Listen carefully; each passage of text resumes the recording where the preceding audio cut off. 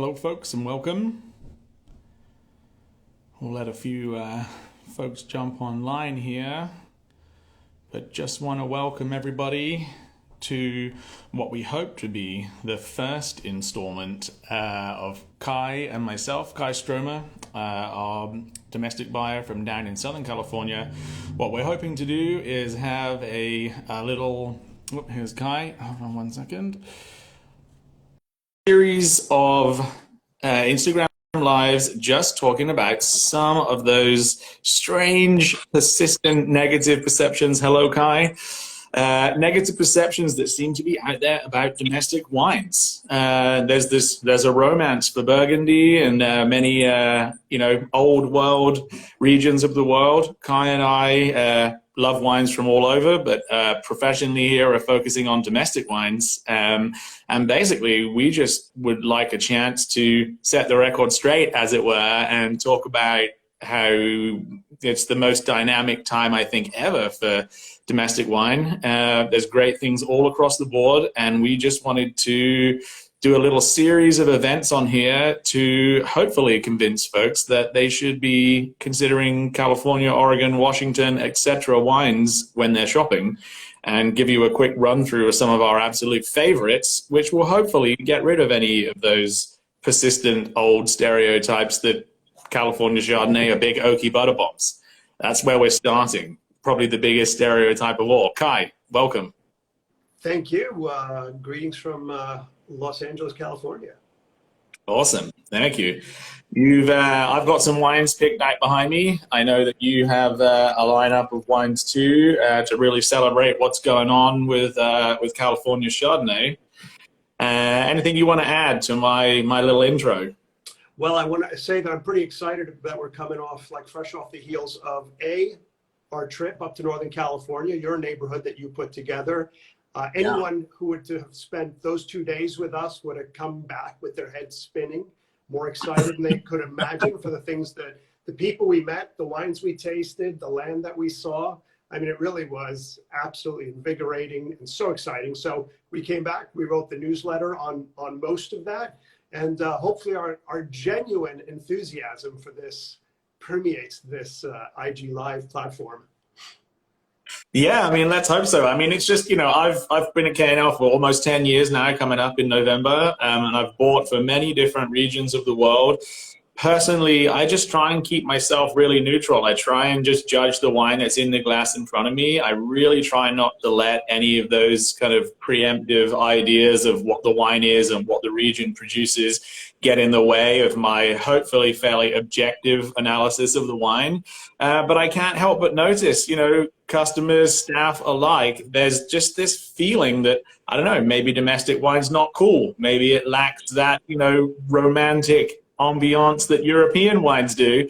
I just want to take the chance to just say, hey, check these wines out. I think they're every bit as engaging, every bit as representative of the place they come from as any European examples. And that's just basically the premise of what we wanted to do. We just wanted to showcase what's in the bottle, what's hopefully in your glasses, and go from there. Then you guys can decide.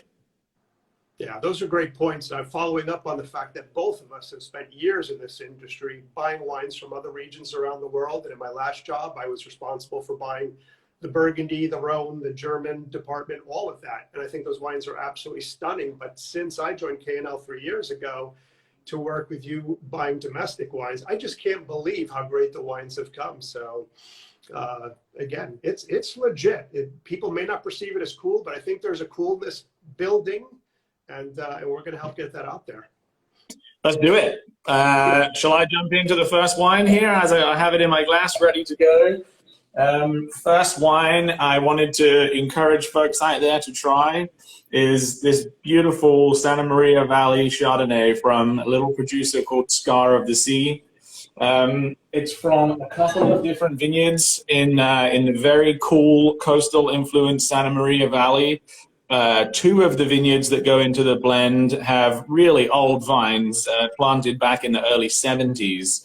And the wine is really made in a very hands-off style. It's just taking that concentration from that old vine fruit, that beautiful bright acidity that you get from that heavily kind of coastal influenced area, and gently guiding that into bottle. Mikey, the winemaker there, does a really good job. It's native ferment, entirely neutral oak, unfined, unfiltered. So, you know, essentially a natural wine here, but just really captures the essence of cool climate, racy, crisp, fresh California Chardonnay. That is a world away from the stereotype of these big, you know, overly ripe, alcoholic, buttery, oaky, you know, stereotypes of Chardonnay that persist. I mean, we're looking here at 12.5% alcohol, no new oak, tons of bright, fresh acidity and very saline minerality.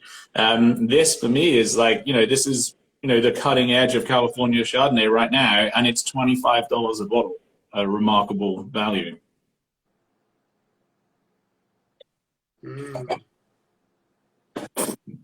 Delicious. I know that you know Mikey's wines too, Kai.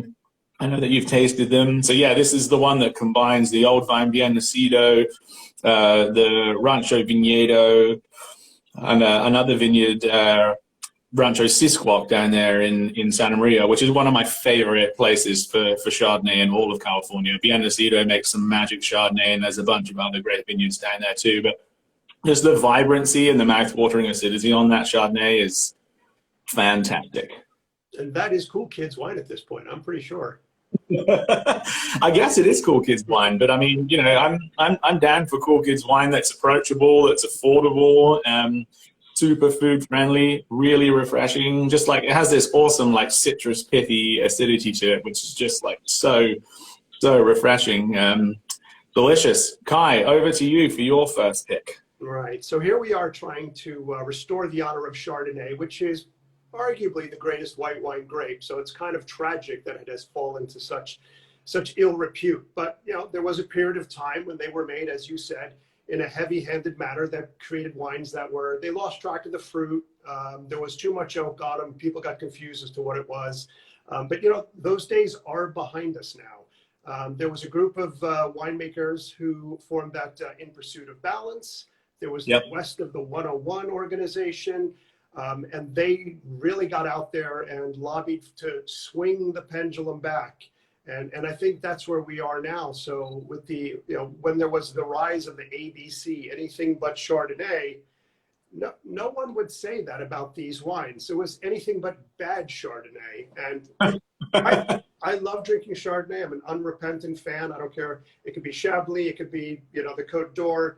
It's in California. The best that comes out of Australia, South Africa. So enough of that. Here's a wine that nobody would say anything but. So this is Saracena, 2019. Explicitly states right on it, unoaked Chardonnay. There's no barrel here. It's fermented in stainless steel, but through months of lees stirring, there's good body, there's good texture to the wine. It's farmed, certified sustainably, so it actually is part of a farm where there's bees and there's wildlife and, you know, goats and hay and whatever else they're doing up there. But, you know, the net result is crisp, bright, refreshing. This is a poolside Chardonnay, and weighing in at 13.2 alcohol, quite refreshing, and even better, it's under $20 at $18.99 a bottle. So nice. I could drink that all day long. Maybe I will. We got a few hours. Yeah, it's interesting. You know, unoaked Chardonnay, I feel like for a while, we were talking before this live session, that pendulum swing. You know, there was this pushback against big, rich, oaky Chardonnay. And there was a lot of lean, mean Chardonnays without much character and flavor. Yeah. And some of those, I think that the idea of these stainless steel Chardonnays was that pushback against too much oak. But we had a lot of quite boring, bland Chardonnays, I think, from some of those stainless steel versions. However, you find a good one with quality farming, great winemaking. You know, it lacks nothing, despite the fact that it has no wood. So good to hear this still has texture and richness to it. Yeah, and I think 9 times out of 10, Chardonnay should see some wood, but neutral oak or minimal new oak. Chardonnay's got enough structure and body to handle the wood treatment. It also helps a little bit with oxidation during the winemaking process. So I'm a little bit skeptical at times of the stainless steel unoaked Chardonnays, but look to Louis Michel in Chablis, his wines are brilliant. They never see oak. A few people know how to do it, and I think this is a really good example. And again, for like a perfect lunch wine with a simple salad or a piece of fish, this is going to get it done for you. Yeah, it's funny. I was looking over my notes that I made on the wines, and out of the 4 that I picked out, we've only got 25% new wood combined between all of them. Two of them have no new oak at all. One has 5% new wood, and that's Puncheons, so that doesn't even really count. That's like 2.5% new wood, and one has 20% new wood. So we're really the wines we've picked out here, big, powerful, over-the-top oaky flavors are really not part of that profile. Yeah, it's bad for the oak industry, but it's good for our consumers and our palates. There you go. Just supposed to frame the wine, not take over. Right. Cool. Shall I What's move up next? Yes. So, awesome little producer based out of Santa Cruz that we've been singing their praises for a few years, the Madison wines from Cole Thomas and Ken Swiggles. 2 great guys making some of the best wines, I think, coming out of the Santa Cruz Mountains for sure. Kai and I just had a visit with Ken at Ascona Vineyard on our most recent trip. This is Array Vineyard Santa Cruz Mountain Chardonnay. And I'm going to put them in my glass here.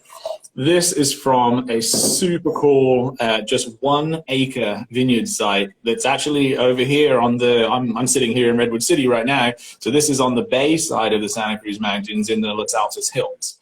So it's a 1 acre vineyard of 40-year-old own-rooted Wente clone vines.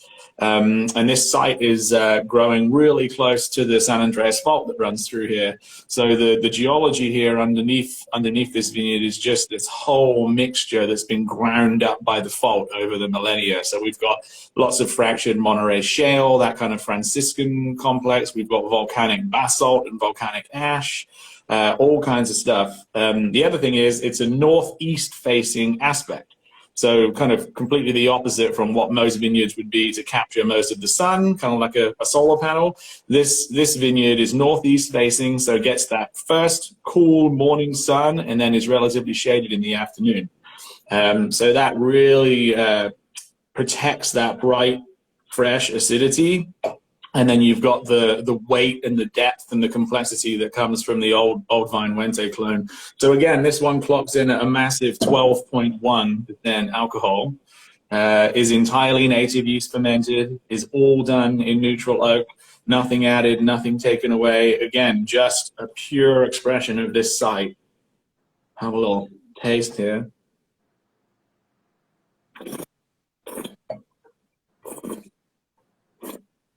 Yeah, so you get some of that just natural concentration and intensity from the old vine fruit that these guys farm as well. And then you just get this wonderful kind of juicy, tangy acidity on the back end, which just makes it so refreshing. It's not, lean and mean, take the enamel off your teeth, but it definitely has this wonderful balance of this, richness and density on the palate, but then really fresh, vibrant acidity on the back end again. And yeah, I mean, this wine, these guys are becoming more and more well known. This is a huge production of 130 cases. Just got a beautiful write-up in the latest edition of Wine Enthusiast. These guys are really starting to get known as some of the best winemakers coming out of the Santa Cruz Mountains, and we're really happy to have been working with them since day one. So this is a Chardonnay Array Vineyard from Madison. Would definitely recommend you checking it out. Clocked in at $29.95, which I think is super reasonable for such a beautiful, artisanally handcrafted Chardonnay. Yeah. Had anything you like, Kai? We had a good meeting with them just a couple of weeks ago. Yeah, beautiful people. That was really nice just standing up there sort of in the the wilderness. It's what it looks like, and they just carved out a little area to plant all kinds of vines. An amazing couple living up in an RV on the vineyard where they are, and you know the artwork on that label is gorgeous. Yeah, no, it's really kind of, you know, understated but distinctive packaging. Keep an eye out for these wines. We have some Pinot from them, some Syrah from them also. All little tiny vineyards from all around the Santa Cruz Mountains. Incredible wines. But yeah, just keep those on your radar. Really great wines. Cole Thomas, who's, you know, principally making the wines, worked at Santa Cruz Mountain Vineyards with Jeff Embry, one of the real legends of Santa Cruz Mountains. So he really knows his stuff. So I love the fact that he has this kind of pedigreed winemaking background, but he's also, you know, trying stuff, you know, taking on slightly kind of edgier things, not afraid to, you know, pull back on oak and just really let the quality of the vineyard shine through. But definitely check out these wines. This is like the polar opposite again of what the somewhat incorrect stereotype of California Chardonnay is. When we were driving together, Kai, I was laughing. One of the hardest things for me is when someone asked me for a big, rich, oaky, buttery California Chardonnay. Honestly, I mean, outside of the handful that probably everybody watching this can name, there isn't a ton of them anymore, you know. And you know, if someone came to me and said, I want a really lean, crisp, high acid, mineral driven California Chardonnay, that would be a way easier request for me than the big oaky butter one. So yeah, encourage you, if you're not drinking California Chardonnay right now, get out there, check out the website, ask us, email us. We'd be more than happy to put you on the right path. Kai. When I'm standing on the sales floor and somebody asks me that question, like, oh, I love those big, but recommend one, I'm like, I'm a little confused right now. I think I might have lost track of that. But at the same time, picking up a couple things you said earlier that I think are important. You talked about the San Andreas Faults. We're talking, there's amazing geology. You mentioned the concept of the Wente clone, which is real important because it's been, you know, it takes a couple generations before you figure out what's the right thing to plant where. We're at that stage now for the most part. And then also how you plant it with its aspect. You're talking about that northeast facing vineyard. You know, it's a little bit unusual, but the net effect of it works there. And what we're not talking about is wines that are just, you know, we're not like acid freaks. We don't want, like you said, burning the enamel off your teeth. We want fruit. We want balance basically in the wine. That's why you drink Chardonnay. And I think everything we're looking at here today kind of fits that bill. But we're showing a range from maybe the slightly leaner, crisper style. And at the end, maybe we'll both have something a little bit bigger, a little bit richer. So continuing. Over to you. So continuing on that note, the next wine up I wanted to bring out was something new that I tried, and I know you have as well recently, which is Brendel. Now, this is from our friends at Heights Vineyards. So Heights, founded by Joe Heights way back, obviously one of California's most venerable brands, still making amazing wine. Ownership transferred back in 2018 to the Lawrence family, but this family has an incredible passion for wine. So you see the maintenance of the integrity of Heights, and meanwhile they're acquiring other brilliant old properties like Stony Hill and Bueller. But they also want to look contemporary and be, you know, a part of a younger generation with more reasonably priced wines. And I think, again, the label kind of says that, like, look at us, we're not old and staid. This is something new, cutting edge. So once again, we're looking at an unoaked Chardonnay. And again, I normally wouldn't be pulling out unoaked Chardonnays, but it works here. They source the fruit for the most part down in the Oaknall area. So that's a cooler area, proximity to the San Pablo Bay. You wind up at the right temperatures. These vines have been planted for a long time. This fruit is like a known entity. So they keep it kind of lean and clean. Another thing I like about this property is it's run by women.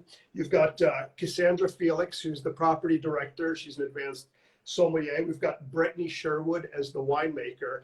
I've always enjoyed, I mean, anyone can make good wine if they're good at it, but I've enjoyed the sensibility and touch oftentimes that women bring to winemaking, because I think you oftentimes wind up with wines that don't punch you in the face so much like a lot of dudes make. So they're elegant, they're pretty, more enjoyable with food, perhaps. What else is important here? 100% organically farmed. That's always kind of nice. Yeah, absolutely. 12.5 alcohol. So again, to your point earlier, it's not that it's, you know, alcohol has to be taken in context of what's going on. But if it's a little bit on the lighter side, it's probably going to have less of an effect on you the next day. This does clock in at just under 30 at $29.99, but this is pedigreed Napa Valley Vineyards. So I think that's kind of dirt cheap within that regard. What else here? Only 1,800 cases made. And I believe this is the first release of this project, and there'll be more to come. Yeah, it seems like they've transitioned some of the other varietals at Heights over to this Brendel label. I believe like the Grignolino and stuff that Heights has historically produced is now going to be over on this Brendel side, the Sauvignon Blanc, the Chardonnay. Looks like Heights is going to be focusing really on the Cabernet. Yeah. And Brendel, and it's really fun what they've been doing with it. I tasted the wines, I think, just a week after you.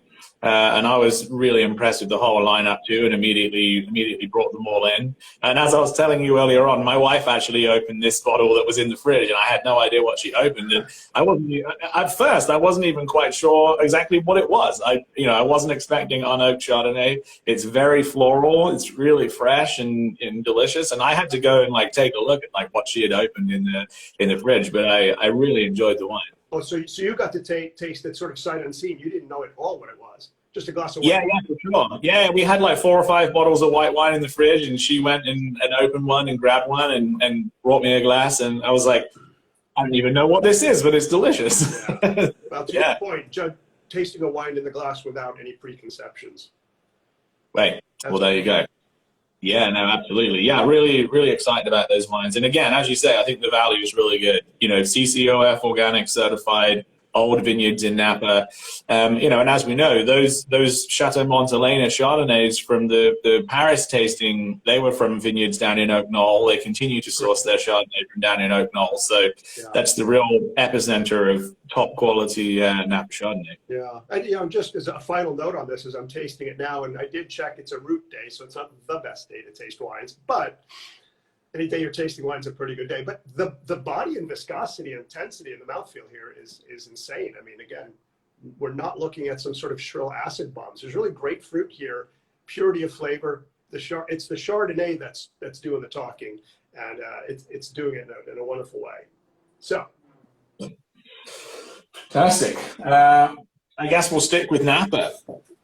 Not many Napa wines more iconic than this one I'm putting in my glass right now. The great Mayacamas Chardonnay, one of my favorites for many years. Evidently, these guys have been making wine for longer than I've been alive, and was actually lucky to drink some stuff from the 70s, some Chardonnay from the 70s out of Magnum from Mayacamas, and the wines last forever, and they are truly great world-class wines. To Kai's point earlier on about alcohol being relative, this is one of the riper wines that we have in the lineup. It's backwards, sorry. 14.5% on this guy. But I can tell you from tasting it before we came on air here, perfect balance. Still has wonderful freshness, wonderful vibrancy, nothing at all out of balance. So this has a whole, 2.5% over some of the wines that we started with, and yet still, really racy and vibrant on the palate. Again, we're dealing with old vines, average age of 40 years old vines, some going back even further than that. Again, predominantly that Wente clone. Without, geeking out too much, Wente clone, the shot Wente clone is a very interesting cluster of Chardonnay that has a mixture of large and small berries, shot berries, or hens and chicks as they call it. And this particular clone has a high skin to juice ratio, and it also holds on to its acidity really well. So you can get the fruit really quite ripe in flavor, but you retain this really bright acidity, gives lots of verve to the finished wines, even if they're picked relatively ripe. So that's what we have going on here. And then talking about oak usage, again, this wine is just 5% new oak, and that's essentially just like some new puncheon barrels that they bring in on rotation as ones, fall apart or need to be replaced in the rotation. So this is essentially no new oak. Just every now and again they have to add in a new puncheon barrel or whatever. Also, aging in those large format barrels helps to keep the wine very, very linear and tight. They keep it 22 months in those oak puncheons, and then they do 6 months in steel before bottling. So again, that 6 months in steel used by some very famous Burgundian producers, especially in Meursault, to bring those wines back, focus them, and you'll see that play here with Mayacamas. I'm gonna have a taste. Kai, you know that I would trade my first 2 wines for that one.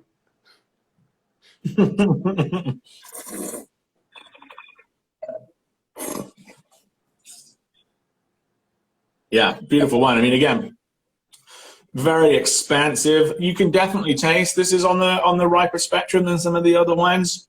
Broader, richer flavors on the palate, even kind of moving towards some slightly kind of honeyed tones. But again, you get that breadth on the mid palate, and then everything comes back in this kind of laser beam finish of kind of rocky mineral and acidity. So beautiful. It's such a great wine. And as I said, these wines age forever. We have a spectacularly good price on this at $40 right now, down to the last few cases of the 17 vintage at that rocking price. And it is drinking beautifully. So highly recommend to grab the last few bits and pieces of this 2017 before it's all gone.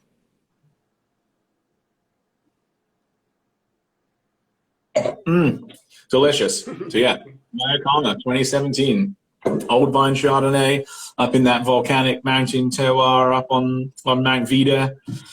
Really beautiful wine, and as I say, one of the most pedigreed, age-worthy, highly critically acclaimed Chardonnays of all of California. You can get this for $40. Even the current release will only set you back 50, and that's peanuts when it comes to Grand Cru Burgundy.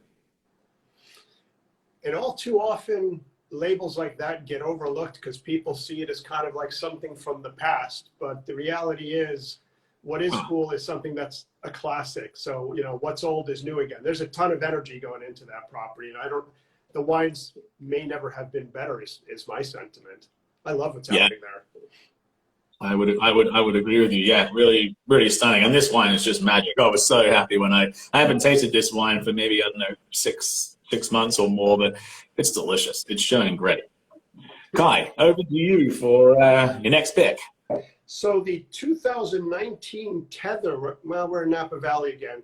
This will be the oakiest wine I pour, but I think it's, oak is okay if it works.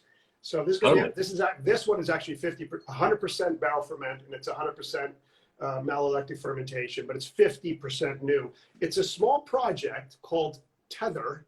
See a little spaceman there on his tether. It's a partnership between Kimberly Jones, who's a very, as you know too well, very well-regarded wine broker. She's been around doing this for 20 plus years. She's got amazing contacts and is always kind of coming up with some sort of new interesting project. But the more important thing is she partnered up with one of my kind of, sort of new-ish favorite winemakers, which is Anna Monticelli, who has the brand Ilaria. And everything I taste from Ilaria absolutely blows me away. Their Merlot, if that's what Merlot always tasted like, it would have never fell into such poor favor.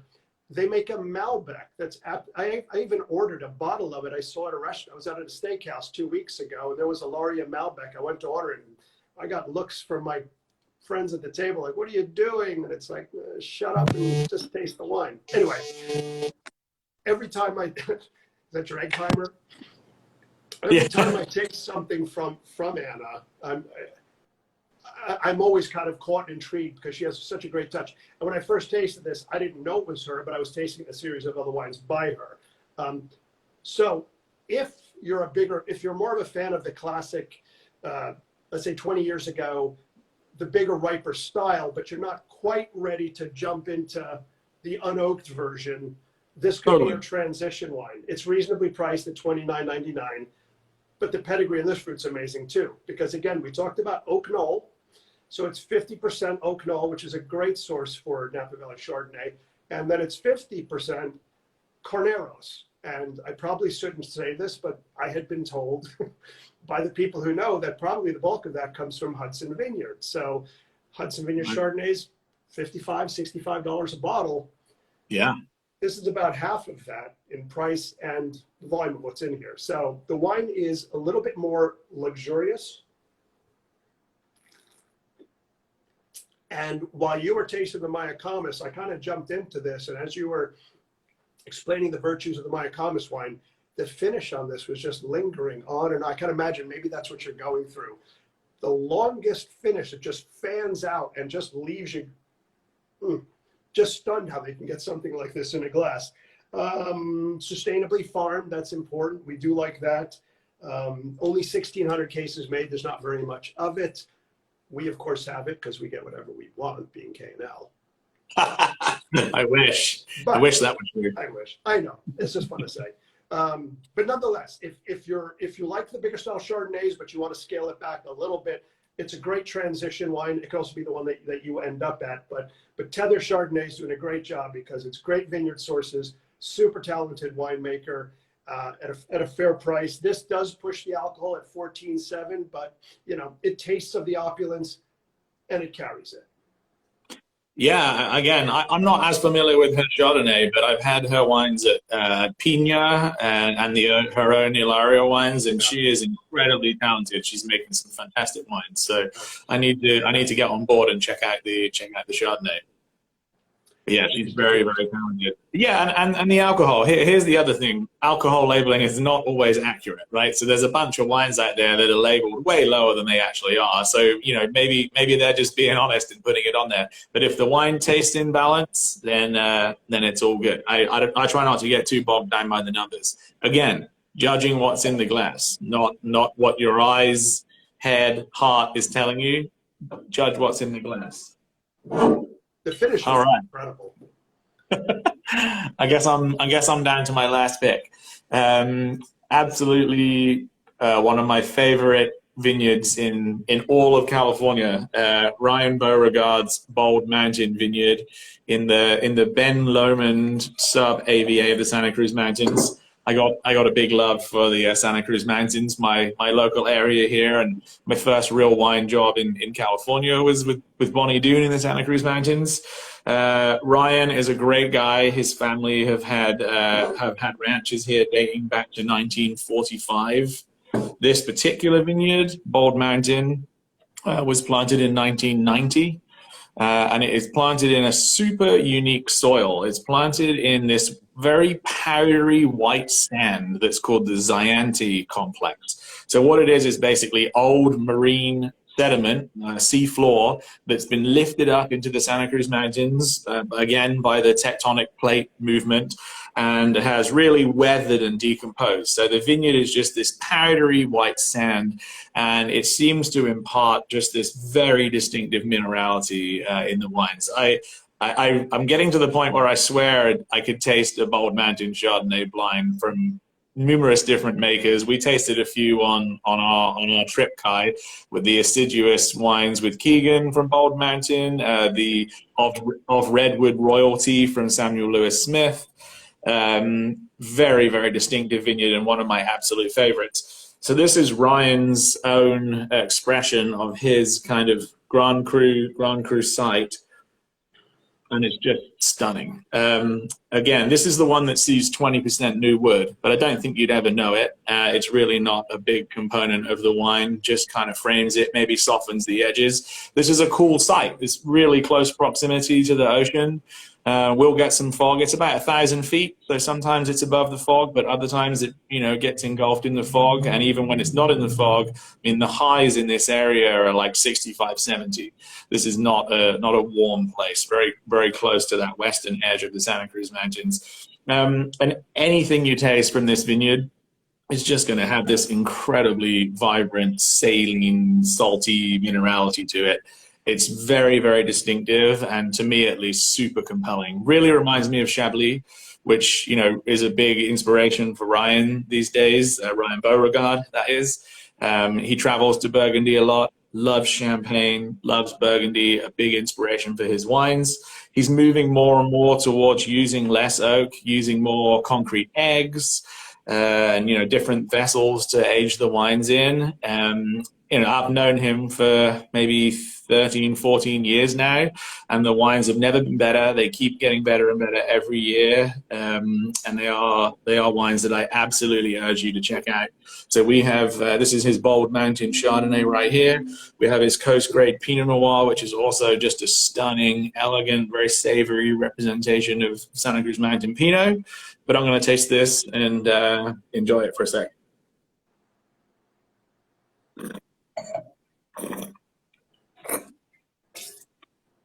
Yeah, so again, we're talking quite old vines, 30 years, all native ferment, 20% oak, his own coopered barrels that they have specifically made. And this just has just a searing kind of lemony acidity that runs right through the back end with all this delicious saline seashell stuff going on. It's a remarkable bottle of Chardonnay, and the finish just goes on and on forever. It's just truly world-class Chardonnay. Well, you sold me. Next thing I'm doing after we're done here is transferring a couple of cases down to LA. I've never had that wine, but what you just said there, I want it real bad. Yeah, so as I said, you were lucky enough to taste a couple of wines from this vineyard on our trip, which I believed you liked. I just ordered some of Sam's Redwood Royalty Bold Mountain Chardonnay. Really great wine. But yeah, this is Ryan's own expression. He owns the vineyard, farms the vineyard, makes the wine, and it's absolutely spectacular. 96 points Wine Enthusiast. Really cool again to see him starting to get some critical acclaim. Such a local, community-based winery right there in Bonnie Doon in Santa Cruz. But these wines deserve to be on the world stage for sure. And yeah, I'm stoked to be selling them and drinking them. Mm-hmm. Well, we get to do both. That's the good news. Yes. All right, over to you. You got one left? This is it. So this is my heavy hitter. If you just got paid, but not too expensive. So I'll cut to the chase right now. It's $50 a bottle, but this wine is worth it. Some are. You don't always need to spend that kind of money.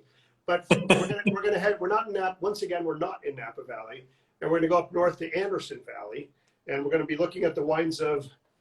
Let's get this up here. Dupuis. Oh yeah. This is the Farrington Vineyard Chardonnay. Yeah. What's notable about Dupuis, so for fans of the wines from many years ago from Wells Guthrie, who founded the Copain label, which made spectacular wines, whether it was Chardonnay, Pinot Noir, Syrah. We've had a great run with those wines. Well, he eventually sold that, moved on, and now he and his wife have this little basically not even quite a farm up in the Anderson Valley, and he's sourcing fruit locally. He trained quite a bit while working. He's worked in Burgundy, so he's got a lot of sort of like French pedigree into his winemaking style. That sensibility, he brought it to Copain. He really made a name for himself. Then it almost seems like he disappeared off the radar for a while, so it's really nice to see. Here he is again. This is the new project, and once again, it tastes like a Wells Guthrie wine. And he's, at this point, restraint is what's kind of guiding his sort of his ethos in winemaking. So the wine is barrel fermented, but it's all neutral barrels, 3 to 5 years old. He's sourcing from several different important vineyards in the area. We mentioned this with the Farrington Vineyard, planted back in 1998. So that doesn't seem like that long of a time to me, but it just lets me know I'm getting older. 98, I guess that's the year before I moved to California. Or maybe I did move to California in 98. Yeah, it was in 98 because we had the El Nino that year. And I remember driving out here in March and it was just raining like crazy. And I'm like, so this is it? False advertising, man. So I always do remember that year. And it's barely rained since. And it's barely rained since as the drought comes on. Wente clone, Robert Young clone. So again, these are very, this vineyard is very smartly raised and maintained, which is why Wells sources it. The net result is a wine of like great sort of there's enough viscosity, but there's enough acidity to keep it gliding across your palate. But it's mouth coating, it's generous, it's never heavy or ponderous. There's lots of nice sort of spice notes that come through with the fruit. You would definitely want to pair this with whatever you're going to cook on a Friday or Saturday night, something special, or take it out to a nice restaurant. Even though he trained in Burgundy, it is not a Burgundy. One of my biggest pet peeves in the American wine business. Oh, it's Burgundian style. So if I've spoke to 100 winemakers in Burgundy, none of them seem to make wine the same way. So I don't really know what the Burgundian thing means. But it's American. That's what we should be making here. But it draws on what smart people did in another place that's super famous for making Chardonnay.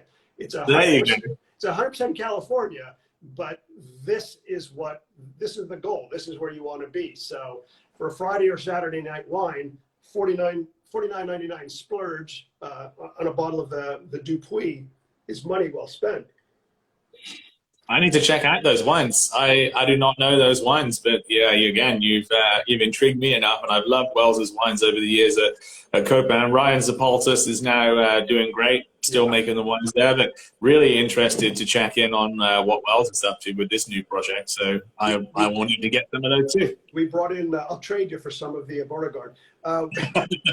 We also brought in some of the Pinot Noir and the Syrah, and they're also beautiful too. And it's just really classic varietal Syrah character on that wine. It's just really gorgeous.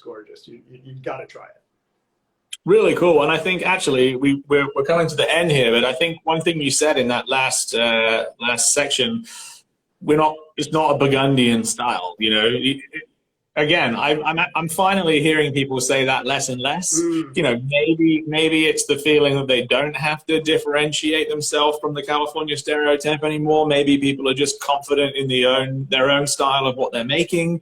But yes, I mean, there's no shame in learning from what a region has been doing for hundreds, if not thousands of years, and applying that to your own vines and your own cellar.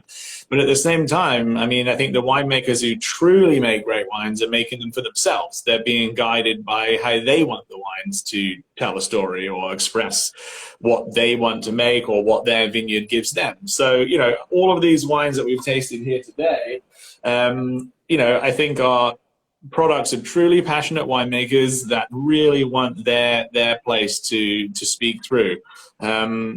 Very little winemaking involved in most of the wines, just about the quality of the fruit grown in the vineyards. Okay with the Mayacamas and the Tether that you tasted to have a little bit more of that luxurious mouthfeel and ripeness. Nothing at all wrong with that. Doesn't all have to be high acid, low alcohol. That's a personal preference thing again, for sure.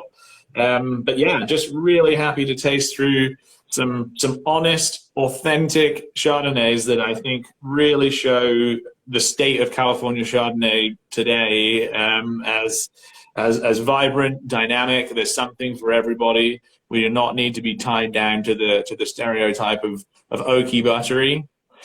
And Kai, you and I are gonna have to figure out what we're gonna break down next time. Will it be big cult Cabernet that we need to those big 200% new oak, 16% Cabernets? Are those the next ones to go? Yeah, many pendulums are swinging back. And listen, we've seen it. We taste it. Few people taste more wine than we do. So I mean, we have the fortune of tasting great wine. We got to taste a lot of. I say we taste bad wines, so you don't have to. It's the consumer. We've already weeded those out, but the pendulum everywhere. And you wrote about it in the 2 newsletters back about the 2018 Cabernet vintage, how restrained and elegant and pleasant and lively and bright those wines are. And I think people will appreciate that. Yeah, I think they will too. And again, like this is not about lecturing people that they need to like a certain thing. You know, this is about, hey, you know, if you've shied away from California Chardonnay because you had a bad experience of a big oaky butter bomb, it's okay. Like, come back, talk to one of us, talk to one of our sales folks. And honestly, even if you closed your eyes and you just pointed to a bottle on one of our shelves, chances are you're going to get one that's a lot more in this vein of brightness, freshness, minerality than you are a big oaky butter bomb. So yeah, we welcome folks back to the California Chardonnay section, and Kai and I will be back hopefully next month with with the next domestic Mythbusters. Love that name. One final note from me, just to close this up with what we're talking about. So it's like, if you're an unrepentant Chardonnay lover like I am, or if you're just, Chardonnay curious, come over into that aisle. Any one of these 8 selections we've just looked at, there's no way you're not going to be 100% satisfied by just how freaking delicious these wines are. Totally. Awesome. All right. Thank you, Kai. Good to see you, man. All right. Take care, everyone. Thanks for tuning in. All right. Enjoy the wines. Ciao.